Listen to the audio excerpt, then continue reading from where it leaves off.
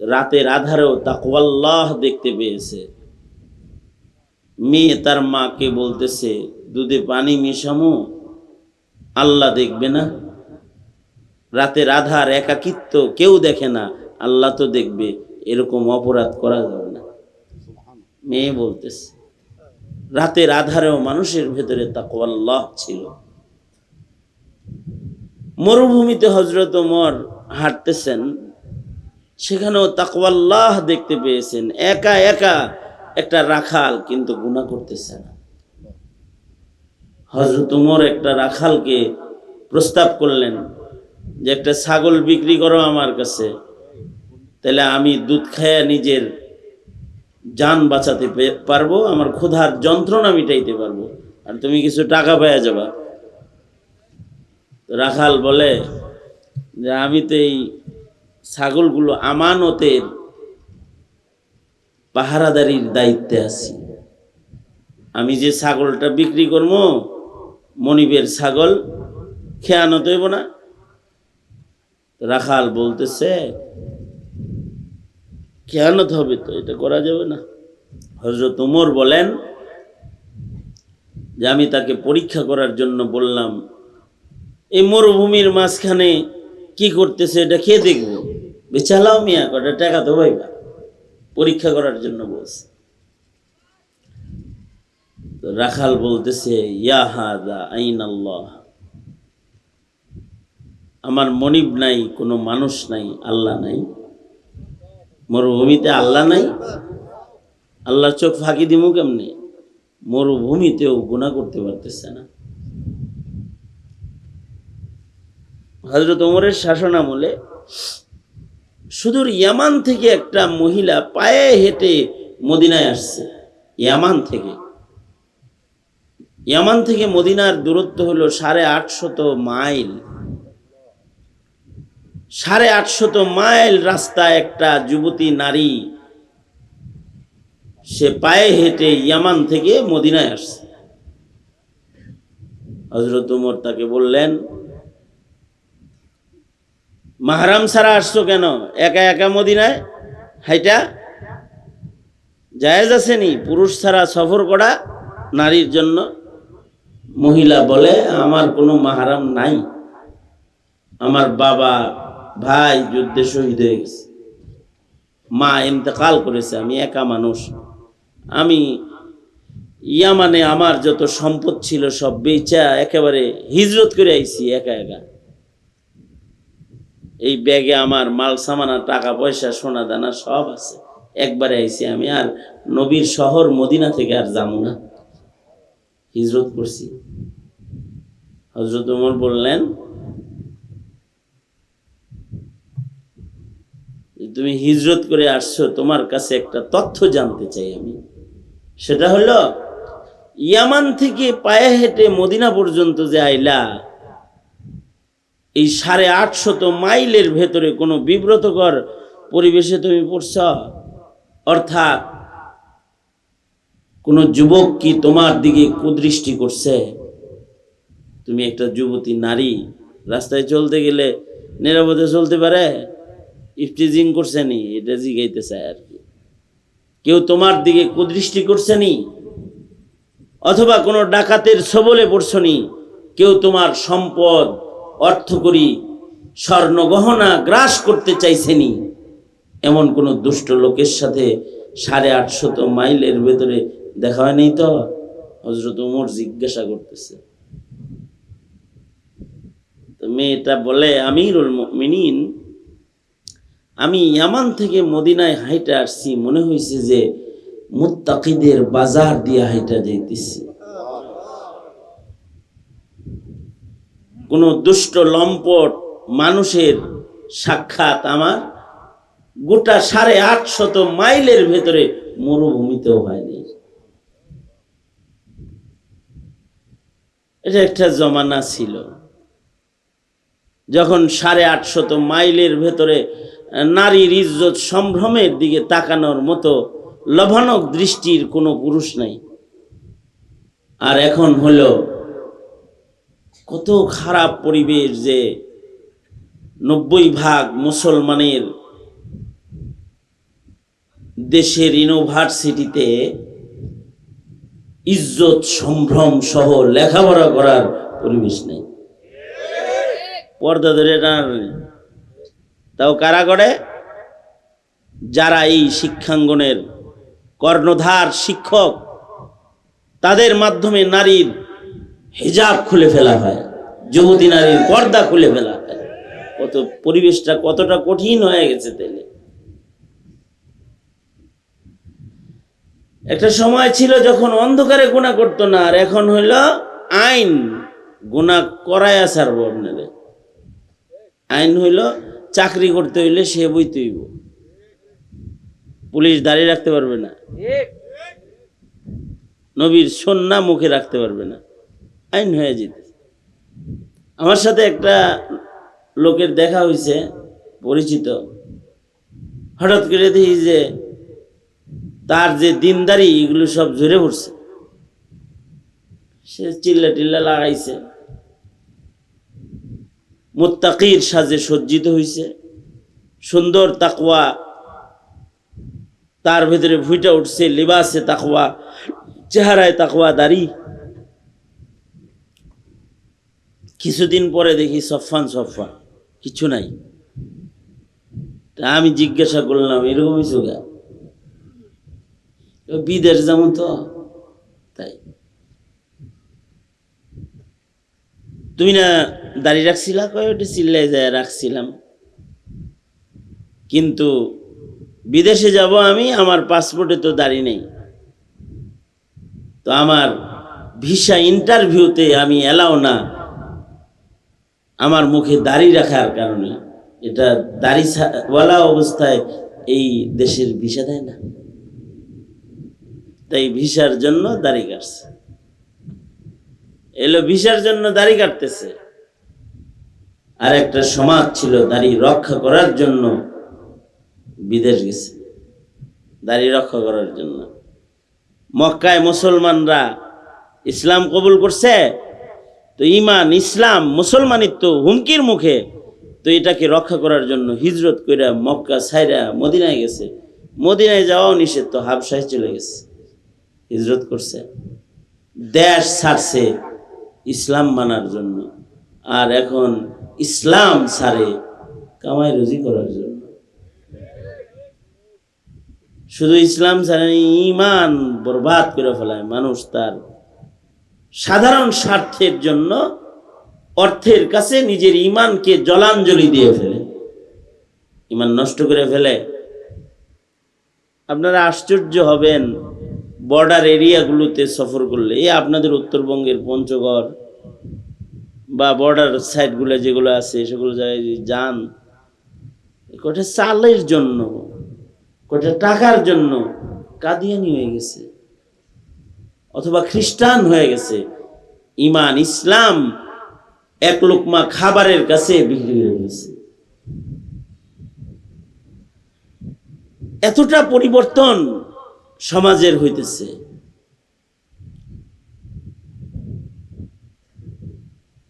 যে এখন মানুষের নামাজ পড়তেও সমস্যা, পরিবেশ এত খারাপ যে 2 রাকাত নামাজ খুশুর সাথে পড়তে পারবো না। পকেট থেকে মোবাইল, হিন্দি গান বাজে উঠবো মসজিদের ভিতরে, এই পরিবেশ। ইমাম সাহেব তেলাওয়াত করতেছে, হের তেলাওয়াতের আওয়াজ যত, তার চাইতে পকেটের মোবাইলের হিন্দি গানের আওয়াজ বেশি মসজিদের ভিতরে।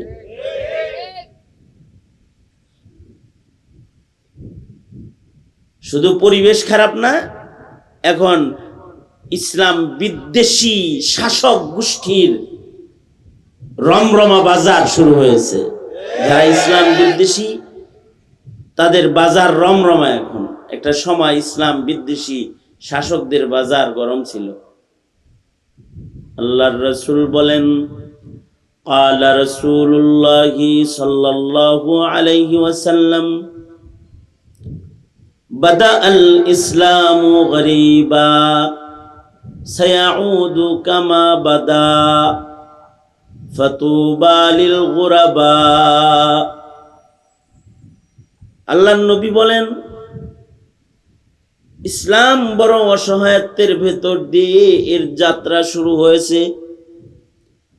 একটা সময় ইসলামের উপরে প্রশাসনিকভাবে অত্যাচার ছিল, অনাচার ছিল,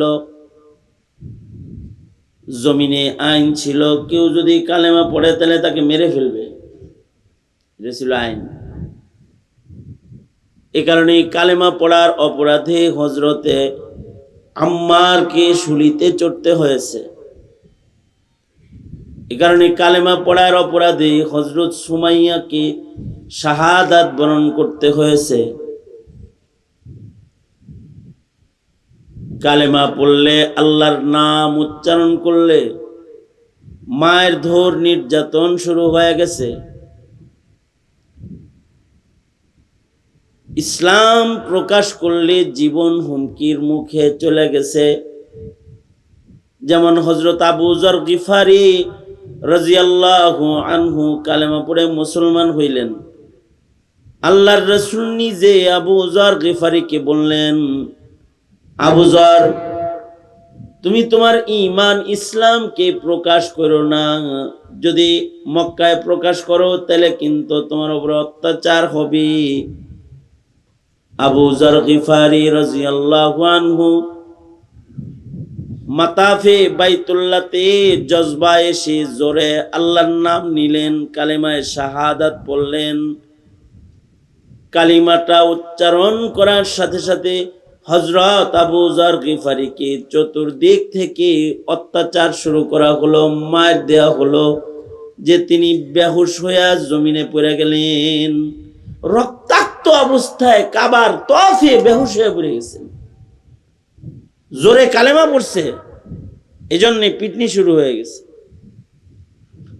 হযরত আব্বাস রাদিয়াল্লাহু আনহু, নবীজির চাচা, হযরত আবু যররে যখন মারতেছে, মানুষ পাশে যায় দাঁড়ায় বলছেন, এই কার গায়ে আঘাত করতেছে তোমরা? এই গিফার গোত্রের লোক, এরে যে মারতেছ, তোমরা মক্কা থেকে বাণিজ্যিক কাফেলা তো গিফার এলাকার রাস্তা ছাড়া যেতে পারবে না, আর এদিক দিয়ে গেলে এই লোকের কিছু হইলে তোমরা পথ চলতে পারবে না। এইরকম একটা অত্যাচার কালেমা বললে হয়েছে। সেইটা এখনো শুরু হওয়ার ভাব ধরছে। এখন এটার একটু রং পরিবর্তন হয়ে এটার আগমন হইতেছে। এখন সেটা কি, যে এখন মুসলমান জোরে তাকবীর দেওয়া নিষেধ হয়ে যাইতেছে। মাহফিলে যাইবেন, তাকবীর দিবেন, তো একটা দল বলতে থাকবে, যাই এত জোরে নারায়ে তাকবীর কোন কেন, আল্লাহু আকবার বলেন কেন? এটা থামাইতে চায়। মাইক দিয়ে বলে যে মানুষ তাকবীর দেয় এমন ওয়াজ করবেন না, এই কথা বলে মাইক দিয়া। পরিবেশ খারাপ হয়েছে না? কেউ যদি আল্লাহর নামের উচ্চারণ করতে যায় তো তার গলা চেপে ধরতে চাওয়া হয়। কেউ যদি আল্লাহর কথা বলতে চায় তাকে হাতকড়ি পরানো হয়, জেলে ঢুকায় রাখা হয়, নির্যাতন করা হয়। এখন পরিবেশ খারাপ। তবে একটা অভয় বাণী আছে, আল্লাহর রাসূল বলেন, ফাতুবা লিল গুরাবা। পরিবেশ খারাপ অবস্থায় যারা ইসলামের উপরে থাকবে তাদেরকে আল্লাহ তাআলা আলাদা মর্যাদা দান করবে। এই কারণে আল্লাহর রাসূলের আশ্চর্যই হাদিস, ফাসাদের জমানায় একটা সুন্নতের উপরে আমল করলে তাকে গলা কাটা শহীদের সওয়াব দান করা হবে। কিসের আমলের বদলায়? সুন্নতের আমলের বদলায়। ক্বালা রাসূলুল্লাহি সাল্লাল্লাহু আলাইহি ওয়াসাল্লাম, মান তামাসসাকা বিসুন্নতি ইনদা ফাসাদি উম্মতি ফালাহু আজরু শাহীদ। আল্লাহর রাসূল বলেন, ফাসাদের জমানায় কেউ যদি একটা সুন্নত আমল করে তার বদলায় তাকে গলা কাটা শহীদের সওয়াব আল্লাহ দিবে। অন্য বর্ণনায় আছে একটা সুন্নতের বদলে আল্লাহ তাআলা 100 গলা কাটা শহীদের সওয়াব দান করবে। একটা সুন্নত আমল করনেওয়ালা পুরস্কার হবে 100 গলা কাটা শহীদের সওয়াবের সমান। কারণ কি? কারণ হলো তখন সুন্নতের উপরে আমল করাই কঠিন। ফরজের উপরে সুন্নতের উপরে আমল করা যখন কঠিন, তখন এটার দাম বেড়ে গেছে। আমাদের ঢাকাতে কাঁচামরিচের বাজার এমন গরম হয়েছিল, 1200 টাকা কেজি। আপনারা কত করে কিনছেন আল্লাহ জানে। 900-1000 টাকা আপনাদের এলাকায় হয়েছে বলতেছে। আচ্ছা বলেন তো, 900-1000 টাকা যে কাঁচামরিচের দাম হয়েছিল, এটা কাঁচামরিচ মার্কেটে খুব বেশি হয়ে গেছিল, এই জন্য দাম বেড়ে গেছিল। কি হ্যাঁ কমে গেছিল? হ্যাঁ, সংকট, ক্রাইসিস, একটা পণ্য ক্রাইসিস হয়েছে, তো পণ্যের দাম বেড়ে গেছে। কিছু সময় বাজারে ইলিশ মাছ সংকট থাকে, কারণ পদ্মায় যমুনায় তখন ইলিশ ধরার নিষেধাজ্ঞা থাকে না। ওই সময় ইলিশের কেজি বেশি হয়, দাম বেশি হয়। ইলিশ সংকট, তাই ইলিশের দাম বেশি। কাঁচামরিচ সংকট, তাই কাঁচামরিচের দাম বেশি। একটা কথা মনে রাখতে হবে, যখন দিনদার মানুষের সংকট, তখন ওই সমাজে দিনদারি হিফাজত করনেওয়ালা মানুষের মূল্য বেশি। আর ওই সংকটের দিনেও যারা দিন মানে, ইসলাম মানে, ওইটাকেই বলে ইস্তেকামাত। কেউ যদি দিনের উপরে ইস্তেকামাত, এটা ফাওকাল কারামাত, অনেক বড় কারামতি। এটা যে সংকটের ভেতরে দিন মাইনা চলা, আশ্চর্য কারামাত। এইটার বদলে আল্লাহ তাআলা একটা মুমিনকে ইমানি মৃত্যু দান করবে, মরণের সময় জান্নাত দেখাবে, মৃত্যুর সময় আল্লাহ ডাক দিয়ে বলবে, ভয় নাই, আমি মেজবান, তুই আমার মেহমান, আয় জান্নাতে আয়, ডাক দিয়ে দিবে। এরকম নফসে মুতমাইন্না বলে ডাকবে, জান্নাতের দুয়ারগুলো খুলে দিবে। কিসের বদলায়? ইমানের উপরে অটলতার বদলায়। তবে একটা কথা মনে রাখতে হবে, ইমান, ইসলাম, আল্লাহ বিল্লাহ, দিন ধর্ম পালন করা সম্ভব না যদি না আল্লাহ তৌফিক না দেয়। আল্লাহ তৌফিক দিলে কঠিন থেকে কঠিন হলেও ইসলাম থেকে সরাইতে পারবে না। যাকে আল্লাহ ইসলামের উপরে রাখবে তাকে সরানো যাবে না। আর আল্লাহ যদি কাউকে দূরে সরায় দেয়, তো সে দ্বীনের উপরে আসলে চলতে পারবে না। এই কারণেই আল্লাহর কাছে দ্বীনের উপরে চলার জন্য কিছু দোয়া পড়তে হয় প্রতিদিন। যেমন আল্লাহর রাসূলের একটা মাসনুন দোয়া আছে, নবীজি দোয়া শিখাইছেন, আমার সাথে পড়েন, আল্লাহুম্মা আইন্না আলা যিকরিকা ওয়া শুকরিকা ওয়া হুসনি ইবাদাতিক। আল্লাহুম্মা আইন্না আলা যিকরিকা ওয়া শুকরিকা ওয়া হুসনি ইবাদাতিক। এই দোয়াটা প্রতি নামাজের পরে পড়া সুন্নাত। ফরজ নামাজের সালাম ফিরাইলেন, তো এই দোয়াটা পড়া সুন্নাত।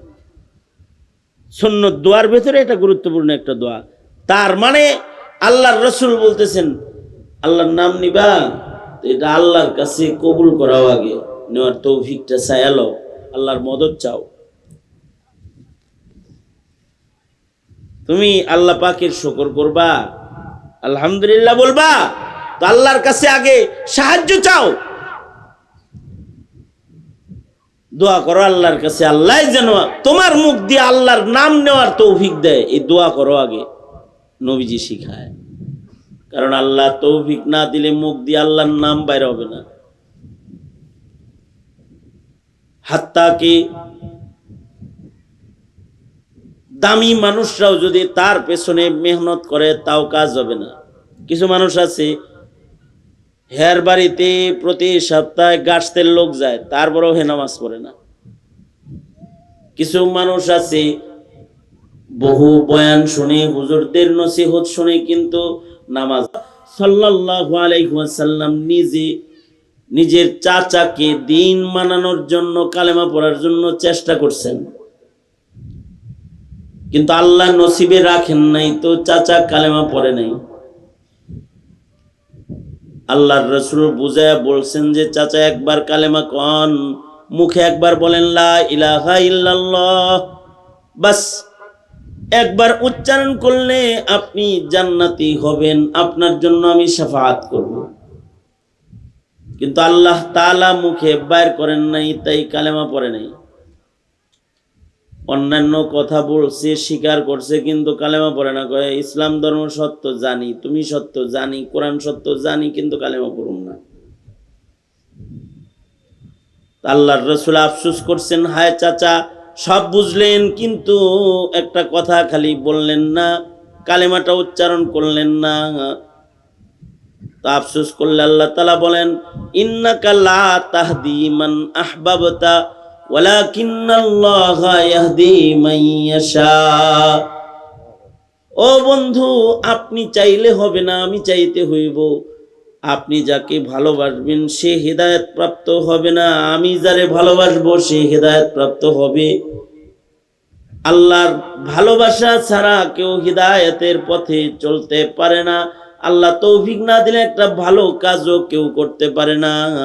এ কারণে আল্লাহর রাসূল বলেন, আল্লাহর কাছে দোয়া করো, আয় আল্লাহ আমাকে সুন্দর সুন্দর কাজ করার জন্য আপনি তৌফিক দান করেন।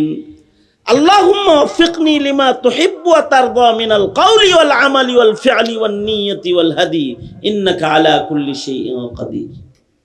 আল্লাহর রাসূল অন্যত্র দোয়া শিখায় কয়, প্রতিটা ভালো কাজ, ভালো কথা, ভালো আমলের জন্য রবের তৌফিক চাও। রব তৌফিক না দিলে পারবে না।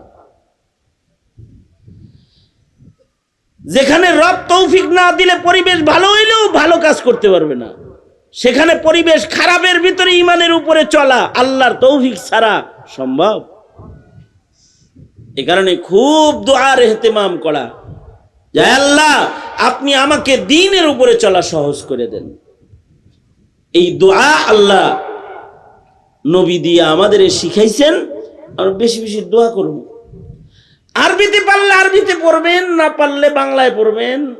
ইংরেজিতে যদি পারেন তাহলে ইংরেজিতে করবেন, তাও দোয়া করেন আল্লাহর কাছে। দোয়া অনেক বড় হাতিয়ার, এর দ্বারায় সম্ভব অসম্ভব হয়, আর অসম্ভব সম্ভব হয়। দোয়া হয়ে গেলে দোয়ার মাধ্যমে অসম্ভব সম্ভব হয়ে যায়, বদদোয়া হয়ে গেলে সম্ভব অসম্ভব হয়ে যায়,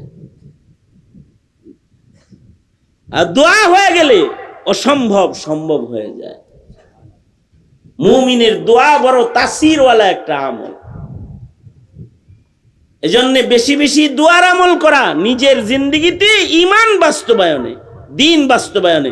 সূরা ফাতিহার ভেতরেও নামাজে দাঁড়াই মানুষ পড়ে, ইহদিনাস সিরাতাল মুস্তাকিম, আল্লাহ আপনি আমাকে সিরাতে মুস্তাকিম প্রদর্শন করেন। দোয়া।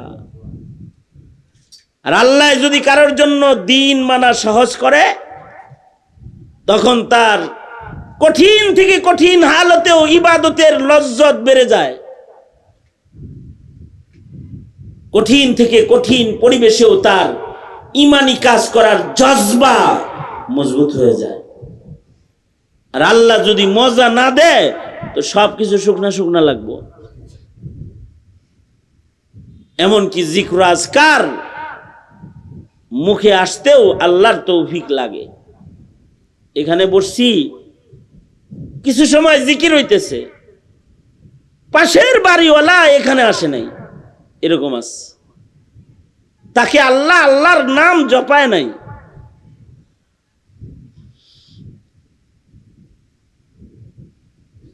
কোন মানুষ যদি রেজাবিল কাদারের শকরওয়ালা জিন্দেগির মালিক হইতে চায়, তাও আল্লাহর তৌফিক লাগে। কিছু ইমানদার আছে, আমল কারণেওয়ালা আছে, তাদের মুখ দিয়ে আলহামদুলিল্লাহ বের হয় না। কেন বের হয় না? আল্লাহ বাইর করে না, এই জন্য আলহামদুলিল্লাহ বলতে পারে না। অথচ নেককার মানুষ, কিন্তু তার ভেতরে শকর নাই, কি নাই? শুকরিয়া নাই।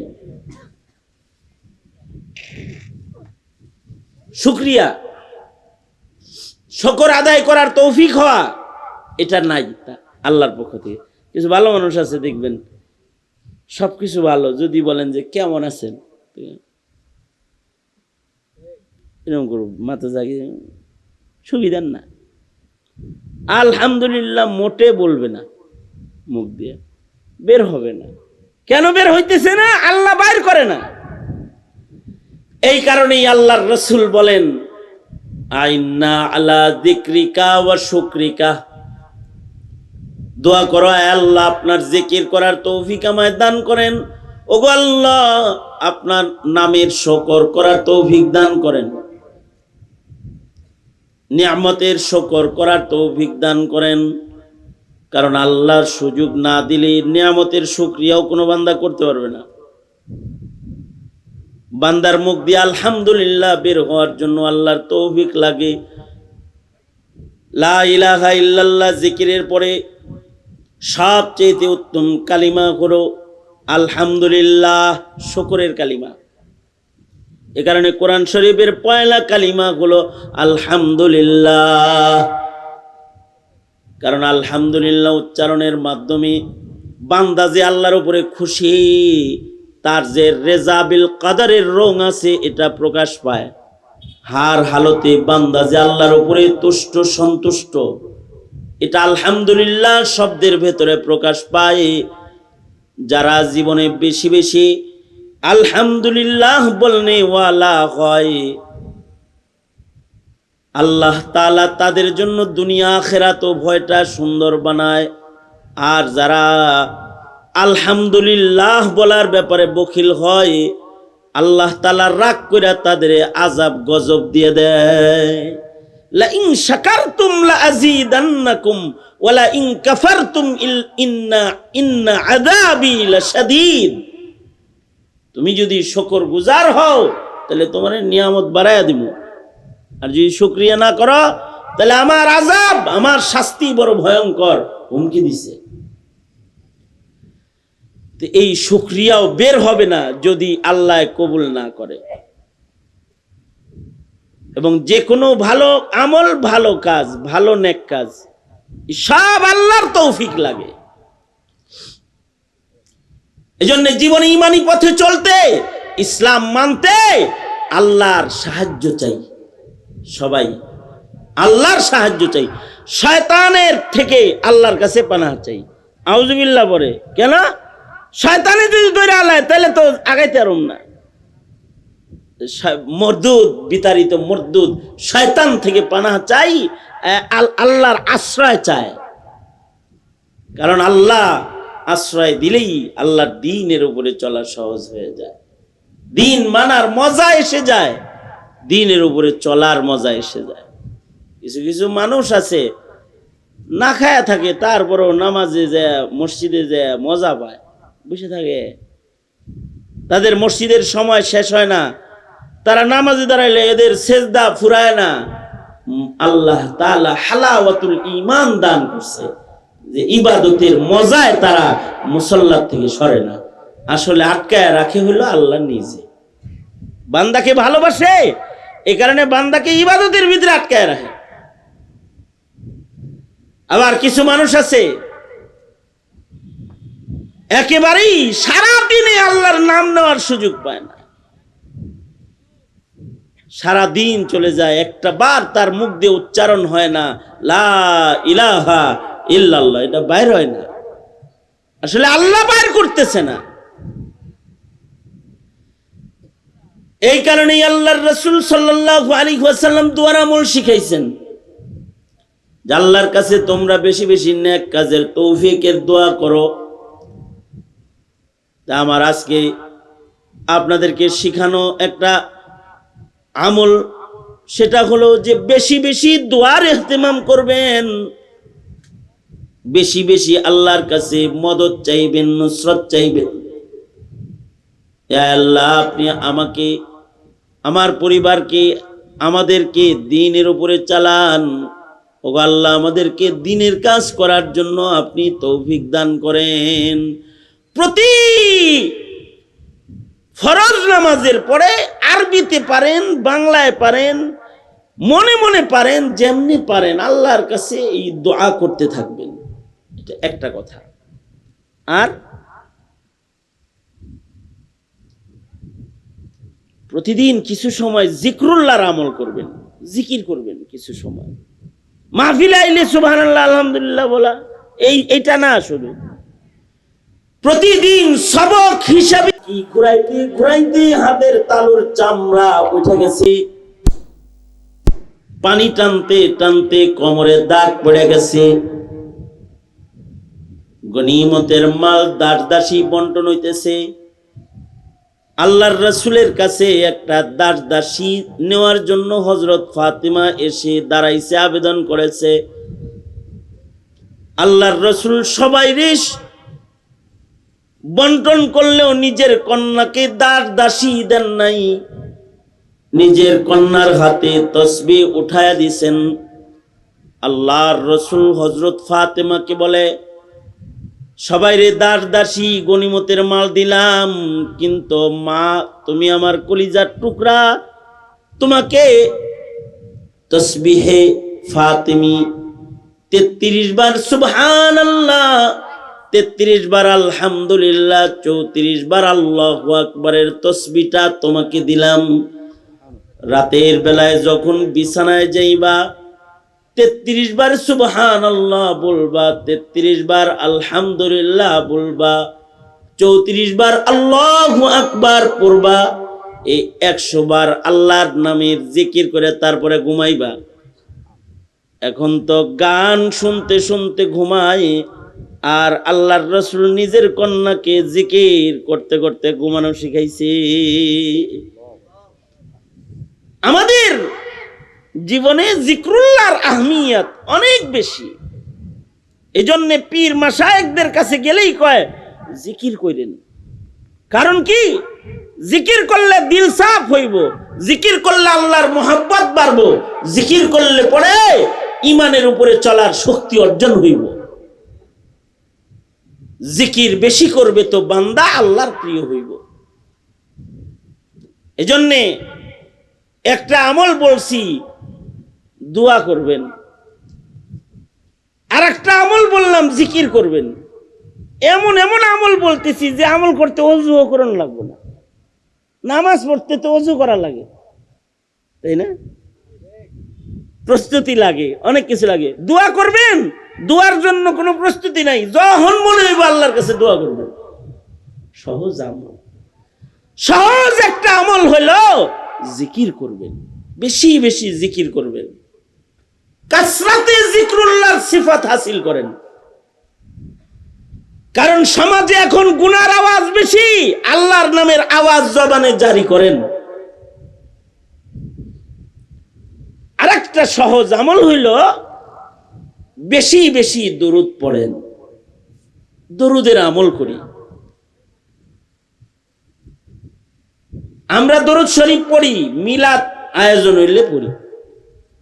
আমাদের দেশে দরুদ পড়ার প্রবণতা যুবকের ভেতরে, মুসলিম সমাজের ভেতরে হইল মিলাদ আয়োজন হইলে দরুদ শরীফ পড়ে, মিষ্টি জিলাপি হইলে দরুদ পড়ে না। ফাঁকা বৈশা রইছেন তো ফেসবুক টিপা টিপি না কইরা দরুদ শরীফ পড়েন। ছোট ছোট কিছু দরুদের আমল আছে, সেগুলো করেন। যেমন ইয়াউমুল জুমআ যদি হয় জুমাবার, তাহলে আসরের পরে কেউ যদি দরুদে উম্মি 80 বার পড়ে, 80 বছরের গুনাহ মাফ হয়ে যায়। 80 বছরের নফল ইবাদতের সওয়াব আমলনামায় জমা হয়ে যায়। ছোট্ট একটা দরুদের আমল কি? নামাজ পড়া কিবলামুখী বৈশা পড়বে, আল্লাহুম্মা সাল্লি আলা মুহাম্মাদিন নবিয়্যিল উম্মি ওয়া আলা আলিহি ওয়া সাল্লিম তাসলিমা। ছোট্ট একটা দরুদের আমল যদি ইয়াউমুল জুমাতে কেউ করে, শুক্রবারে 80 বার পরে, তো 80 বছর নফল ইবাদতের সওয়াব জমা হয়। 80 বছরের গুনাহ আল্লাহ তাআলা মাফ করে দেয়। কোনো ওযু করা লাগে না, কিবলামুখী হওয়া লাগে না, কঠিন কোনো হালত নাই। বৈশা আছে, বৈশা বৈশা দরুদ শরীফ পড়বে। রিক্সায় আছে, রিক্সায় বৈশাও পড়া যায়। গাড়িতে আছে, গাড়িতে বৈশা পড়া যায়। কোরআন মজিদ তেলাওয়াত করতে ওযু করতে হইব। এটা ধরার জন্য ওযু লাগবো, এটা পড়ার জন্য ওযু লাগবো। কিন্তু দরুদ পড়তে ওযুও লাগবে না। একটা তসবিহ হাতে লইয়া বসে বসে যদি কেউ দরুদ শরীফ পড়ে, তাহলে দরুদের মাধ্যমে নবীর প্রেম প্রকাশ হইব। আল্লাহর রাসূল বলেছেন, কেউ যদি একবার দরুদ পড়ে আল্লাহর রাসূলের পরে, তো আল্লাহ তাআলা দরুদ পড়নেওয়ালাকে 10 বার রহম করে। আর কাসরাতে দরুদের অধিক আমল করনেওয়ালাদেরকে আল্লাহ তাআলা তাদের হায়াতে আল্লাহর রাসূলের জিয়ারত দান করে। তারা স্বপ্ন যোগে নবীরে দেখে। বেশি দরুদের আমল করলে নবীর সাথে মুহাব্বত বেশি হয়। যারা নবীর অধিক মুহাব্বত প্রমাণ করে, তো আল্লাহর রাসূলের জিয়ারত তাদের দুনিয়াতে নসিব হয়ে যায়। স্বপ্ন যোগে উম্মত নবীকে পাওয়ার যে সকল আমল আছে, তার ভিতরে একটা আমল হলো দরুদ পড়ার আমল। আর দরুদ বেশি পড়লে পরে সুন্নতের ইত্তিবা করার যোগ্যতা এসে যাবে, নবী প্রেম বেড়ে যাবে, তো সুন্নতের ইত্তিবা করতে পারবে। সহজ সহজ কিছু আমল, কিন্তু অনেক মাহবুব আল্লাহ পাকের কাছে। তার ভেতরে দরুদ শরীফের আমল সহজ আমল, কিন্তু মাহবুব আল্লাহর কাছে করবেন। আরেকটা সহজ আমল, বেশি বেশি সালাম দিবেন। প্রতিটা সহজ আমলও করা যাইব না আল্লাহ তৌফিক না দিলে। সুন্দর আমল, সহজ আমল, দেখা হইছে এক ভাই আর এক ভাইয়ের সাথে, তো সালাম দিয়ে দেন। এখন তো সালাম কালামও উঠে গেছে, একে অপরে সালাম দেওয়ার প্রবণতাও নাই। কিন্তু কেউ যদি ভাই ভাইরে সালাম দেয়, তো আল্লাহ তাআলা খুশি হয়ে যায়। সালাম কালামের মাধ্যমে সামাজিক শৃঙ্খলা শান্তি অবতীর্ণ হয়, সমাজে সুখ সমৃদ্ধি বেড়ে যায় সালামের মাধ্যমে।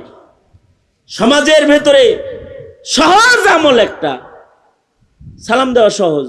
বাইরে বাইরেই মানুষের সাথে দেখা হইব, সালাম দিয়ে একটু আসসালামু আলাইকুম দিব, আর নেকি হইব। একটা একটা শব্দ বাড়াইব, 10টা নেক বাড়বো। এক সাহাবী এসে বলে আসসালামু আলাইকুম, আল্লাহর রাসূল বলে 10 নেক পাইলি। আর একজন বলে আসসালামু আলাইকুম ওয়া রাহমাতুল্লাহ, নবীজি বলে 20 নেক পাইলা। আর একজন বলে আসসালামু আলাইকুম ওয়া রাহমাতুল্লাহি ওয়া বারাকাতুহু, নবীজি বলেন 30 নেক পাইলা।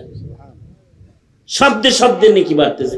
সহজ আমল, এই আমলগুলা এত সহজ সহজ আমল, যার কোনো প্রস্তুতি নাই, কিন্তু তারপরেও এই আমলগুলা আল্লাহ তৌফিক না দিলে করা যায় না।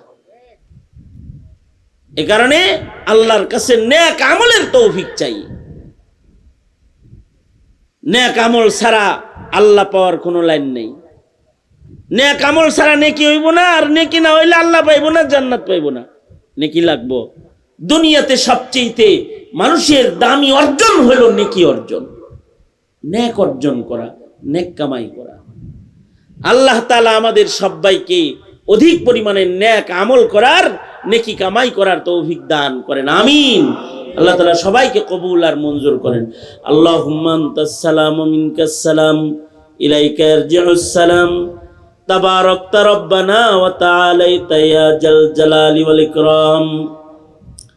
রব্বানা আতিনা ফিদ দুনিয়া হাসানাহ ওয়া ফিল আখিরাতি হাসানাহ ওয়া